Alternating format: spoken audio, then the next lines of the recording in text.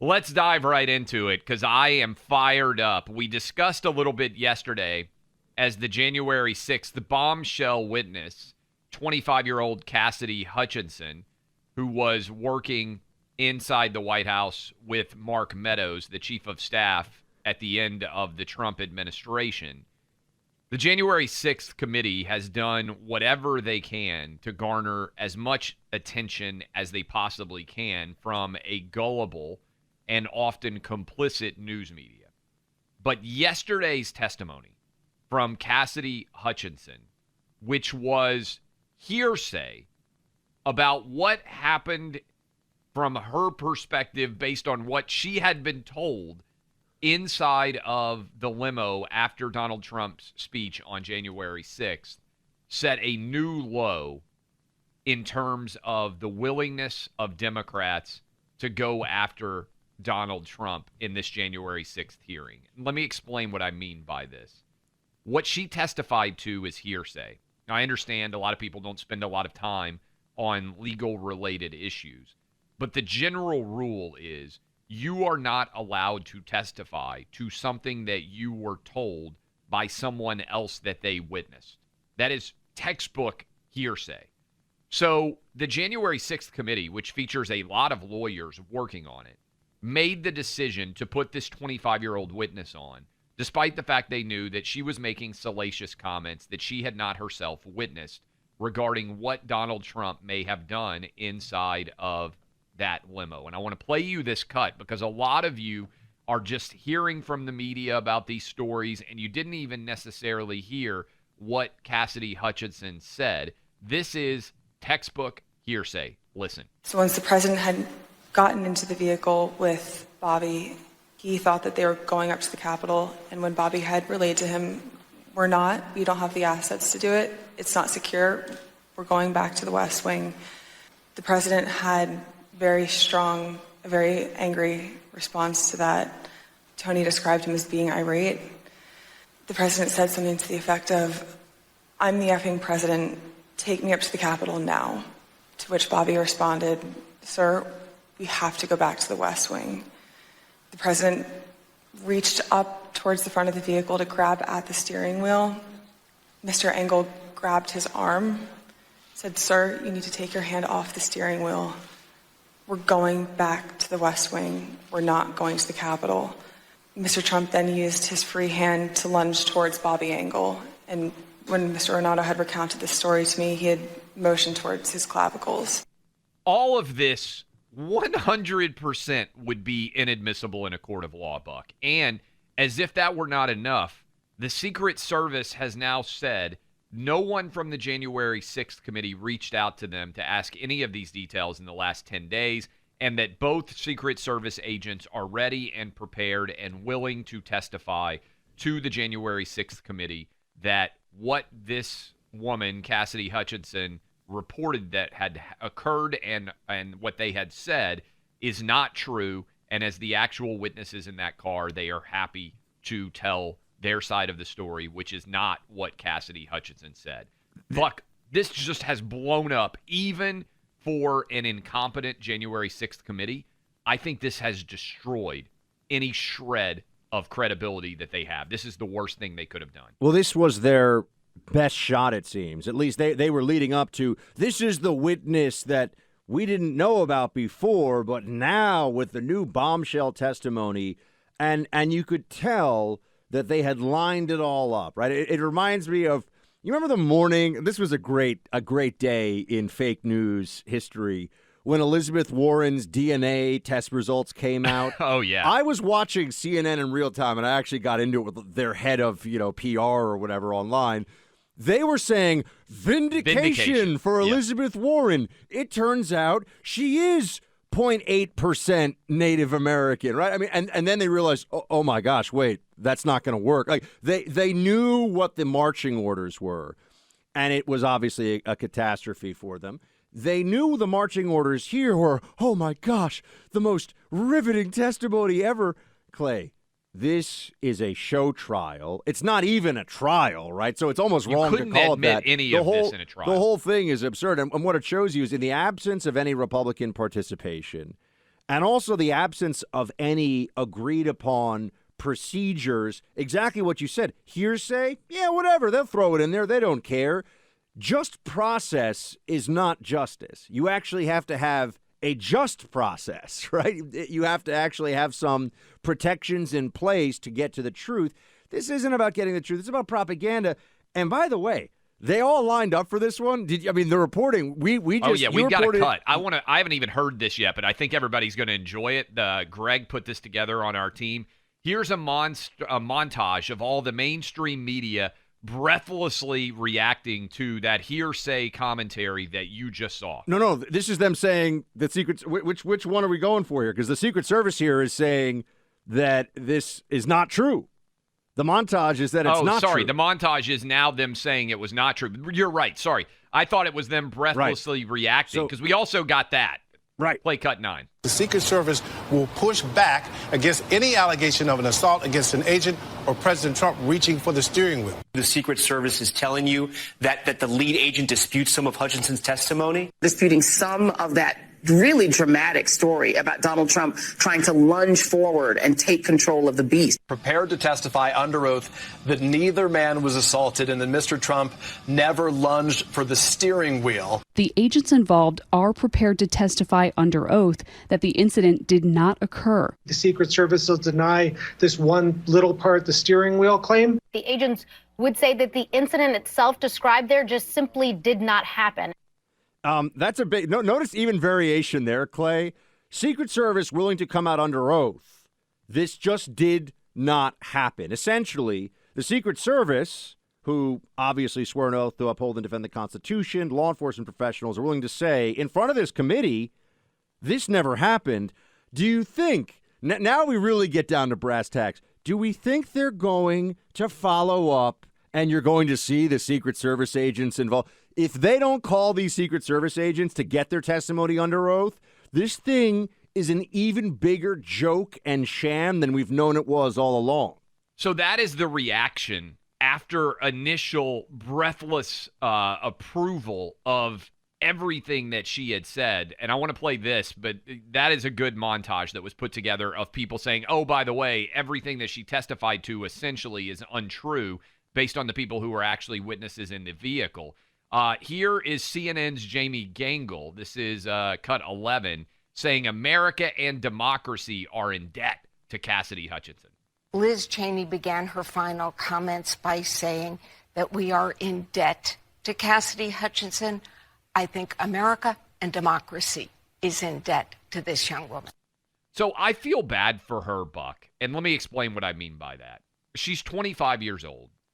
She is, I think, trying to be honest to the best of her ability, and yet they just trotted her out there solely for all the headlines to try to make Trump look bad because they know that there's about 40% of the American public that no matter what you said, if you were like Donald Trump pulled out a gun and put it to the Secret Service man's head and said, if you don't drive me to the Capitol right now, I'm going to blow your brains out. Like there's a certain segment of the population, 40% of Americans would believe that happened, that Trump had a gun in the car, that he put the gun to the Secret Service agent's head. There's almost nothing you could say to those 40%. And they had already leaked everything, Buck. And so there's nothing new. And this was their desperate Hail Mary, and it got intercepted. I don't even think they even got the pass off. This was the best shot that they could come up with, which tells you a lot. But it's also a reminder of the ongoing intelligence test here, which is, who will believe whatever crazy thing the fake news will say about the now former, by 18 months, President of the United States. Remember back in September of 2020 when they were running with the Donald Trump said Americans who died in war are losers and suckers? That was the big, right before the election. It was their September surprise, if you will, instead of an October surprise. Trump didn't say that. And it was so obvious that's not. There are things that the former president would say that perhaps you and I would say, he's a little salty sometimes. He's a fighter. I get it. Disrespecting our military dead? Nah, that's not President Trump. Just didn't happen. But people wanted to believe it, so they believed it. In this case, Clay, lunged for the throat of a Secret Service officer. Donald Trump is going to try to manhandle. He's going to choke somebody out. He's going to choke out a 40-year-old, highly trained Secret Service officer. Like, I know a lot of those guys. I've worked around those guys. This just didn't. Trump wouldn't do it, and it just didn't happen. It also physically doesn't make sense, Buck. The president rides in the back of a vehicle. In order for him to lunge and grab the steering wheel, first of all, how is he going to steer from the back of the vehicle? And to jump all the way from the back of the vehicle to the front of the vehicle and take control of the steering wheel? I mean, it just doesn't even physically make sense. And again, to your point, we're not talking about the world's greatest, most athletic man. We're talking about a 75-year-old guy who's going to leap from the back of a vehicle to the front, grab a wheel, and then what? Like steer it? He doesn't still control the pedals, right? I mean, it's just nonsensical. It goes back to your initial point. I mean, we don't even have to just, hearsay as the legal term.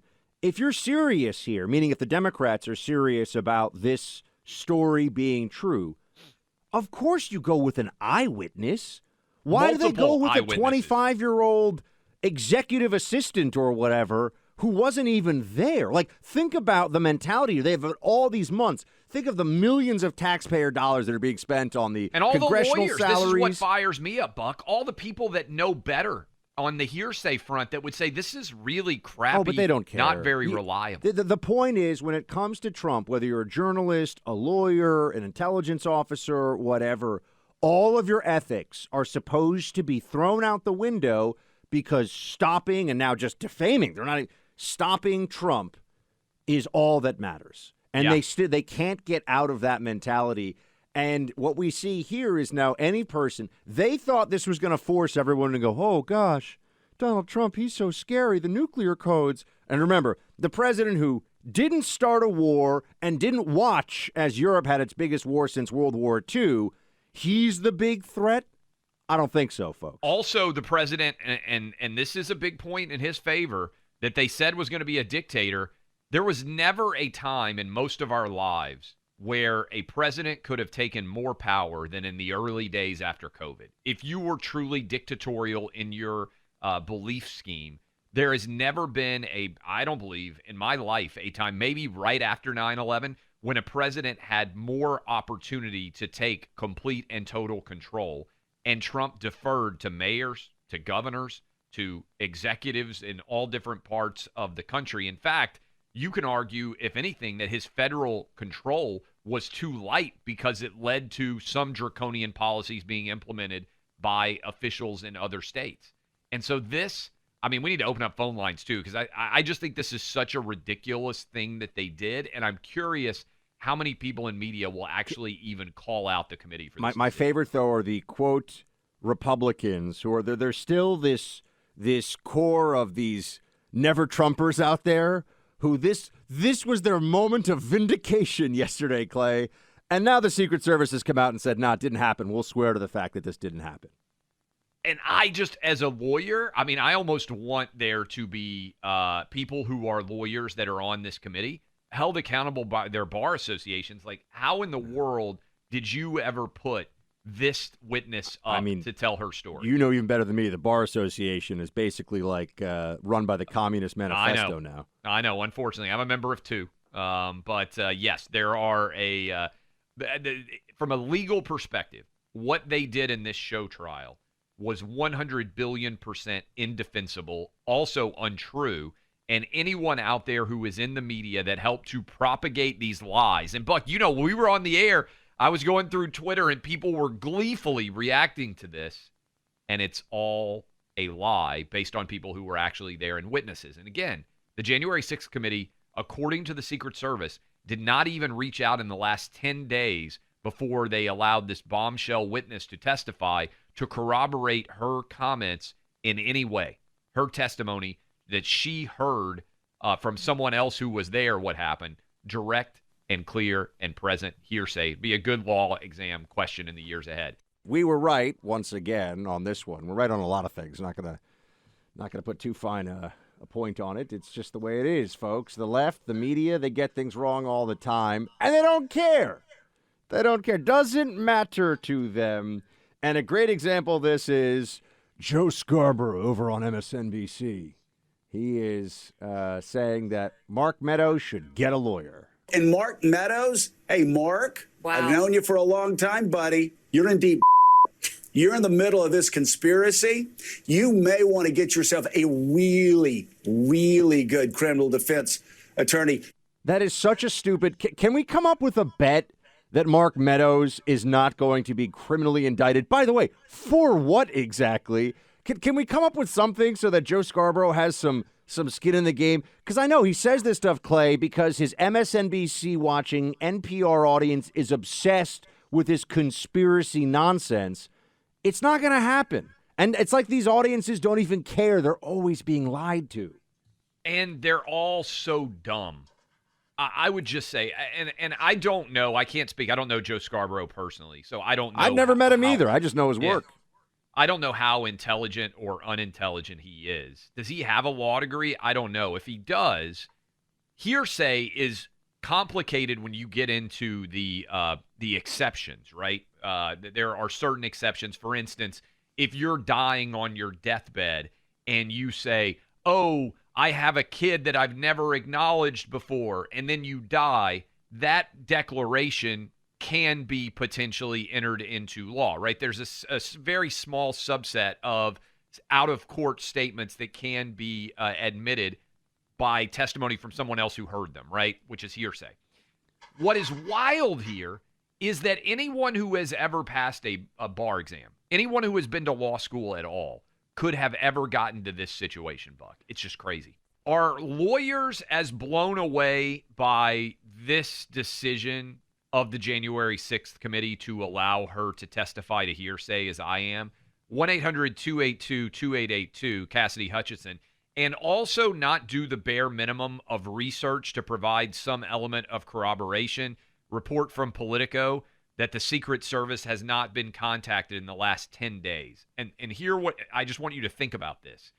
If you knew that someone was going to testify to what Secret Service agents had allegedly said happened inside of a vehicle, wouldn't the first thing you would do if you truly cared about the truth at all be to go to the Secret Service agents and ask them for comment?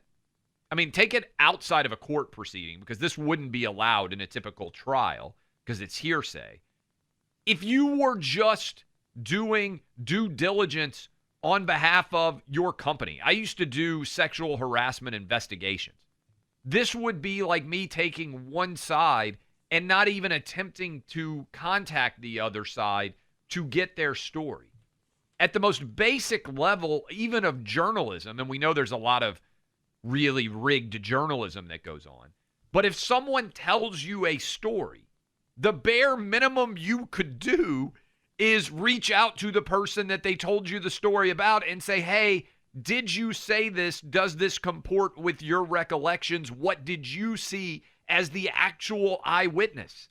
Instead, this January 6th committee put on somebody testifying to what someone else had said without even asking the people who had actually been there. You can hear it in my voice. Buck, I was researching this yesterday afternoon. I started tweeting about it some as I had time, because this was happening while we were on the air, so I didn't spend much time, in real time. We were on the air. I'm legitimately blown away that this testimony occurred. That they, and not to mention that they made it bombshell, that they called a special session to allow this testimony. It's inexcusable. It's indefensible. And Republicans, I think, should almost start their own investigation of the January 6th committee when they win the House. It's not supposed to be fair, right? It's supposed to be destructive. The whole point of this isn't to get to some underlying truth. This is a Trump is worse than Hitler infomercial for emotionally unstable libs. That's what you're watching with these January 6 hearings day in and day out. There's nothing new that we're learning of any consequence. And that's why, I mean, Clay, you've done criminal trials. If they had a better shot than this, they would have taken it, right? I mean, if they actually had something after all of this, after all the investigation, remember January 6th was 18 months ago, give or take now, right? I mean, we're going way back. They've had a lot of time to prepare. It's not like this was a few weeks ago. But I also think at some level, the Democrats, what we're seeing here, yes, there's always incompetence and there's delusion, right? I don't know if it's so hard whether you think when you watch someone like Congressman Raskin, is he a delusional liar or a liar who has delusions, right? Like which is it really? Does he really believe this BS, or is it just he's just feeding this to his constituents, knowing that it's all garbage, and maybe he believes a little bit of it here and there? They have no counter narrative about the Biden administration. I mean, Steve Scalise, for example, I think says it really well when he goes, people aren't looking at this and saying, oh, yeah, this is so important. They're saying, I can't afford gas. I didn't watch the hearing. I've seen some of the excerpts. It looks like, one more day of salacious headlines. And already today we're seeing Secret Service agents saying it didn't happen. What was testified to in committee yesterday didn't even happen. This is why Pelosi set this up from day one to be a partisan committee, a witch hunt, just to keep going after Donald Trump, not to get facts. She kicked Republicans off the committee. She didn't want the facts. They just want to keep going after Trump. We're focused on what we need to do to get the country back on track. You go anywhere. I've been in 3 states the last 2 days. What they're talking about, they're angry about the border being open. They're angry about high gas prices. They're angry about all these things that Joe Biden and Nancy Pelosi won't address. We will when we get the majority. Yeah, they're angry about things that actually matter. Yeah. And the reality is the ratings came out yesterday. We were talking about them for cable news in the second quarter, basically, Buck. CNN and MSNBC, as well as the New York Times and the Washington Post, need Donald Trump more than Fox News and the Wall Street Journal do, because their entire worldview is based on Donald Trump being the devil. And as soon as Donald Trump is off the stage, then there's nothing that unites the Democrat Party. They have to discuss the border being wide open. They have to discuss murder rates skyrocketing, 8.6% inflation, war in Europe. And so instead, they have these fake show trials. And again, I want to hear from other lawyers out there. Are you as blown away that this could happen as I am? 1-800-282-2882. And by the way, Buck, did you see your boy Jake Tapper actually went after Raskin when you were mentioning, is he a delusional liar or not? CNN, to his credit, Jake Tapper said, wait a minute. Did you guys have any corroborating evidence at all in order to put this witness, Cassidy Hutchinson, on the stand? And Raskin couldn't even answer the question. And Joe Scarborough, we were talking about him earlier, he's a graduate of law school, University of Florida, 1990, according to our team. Well, the Gators need to pull that diploma back, because if he's not able to analyze on his show, despite the fact they pay him millions of dollars, this Cassidy Hutchinson being hearsay and being immediately shot out of the air by the actual witnesses in the vehicle, I know that I have a low standard already, Buck. Both of us do, for media coverage of events, but this was even below my incredibly low standard of expectations. Let's just think of it. We can transition this for just a second from the political realm to a straight up trial. Yeah. This is not a trial. It's Congress. It's a show trial in the old Soviet sense. And this is the third one. They've done 2 impeachments. This is the third. This is what they love to do. They can't stop with the theatrics. It's also absurd. If there was a shooting, okay, and there were, remember, Secret Service, sworn law enforcement, there are cops on the scene who apparently witnessed the shooting, would you go to a friend of one of the cops who said that or would you actually call the cops and say, did you see the shooting? Obviously, they are unserious in this process. It's almost criminal in my mind that you could put this girl, Cassidy Hutchinson, 25-year-old, and have her testify without even attempting to corroborate what she was going to say. Now, if you wanted to have her testify and say, well, the Secret Service agents now are saying something different than what they told her back in January, that's an argument you could make. It wouldn't be admissible, probably, in a court of law because it's hearsay. But in this show trial, okay, maybe you could still allow it.